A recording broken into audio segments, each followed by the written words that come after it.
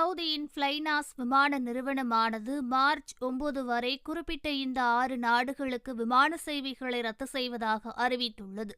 சவுதியின் ஃப்ளைனாஸ் விமான நிறுவனம் பிராந்திய சூழலை கருத்தில் கொண்டு அமீரகம், கத்தார், குவைத், பஹ்ரைன் மற்றும் ஈராக், சிரியா ஆகிய நாடுகளுக்கு தனது விமான சேவையை மார்ச் 9ஆம் தேதி வரை தற்காலிகமாக ரத்து செய்வதாக அறிவித்துள்ளது. இந்த நாடுகளுக்கு பயணம் செய்ய திட்டமிட்டுள்ள பயணிகள் விமான நிலையத்திற்கு புறப்படுவதற்கு முன் ஃப்ளைனாஸ் அதிகாரப்பூர்வ இணையதளம் அல்லது ஃப்ளைட் ஸ்டேட்டஸ் மூலம் தங்களது விமான நிலையை சரிபார்க்க வேண்டும் என ஃப்ளைனாஸ் விமான நிறுவனம் பயணிகளுக்கு அறிவுறுத்தியுள்ளது.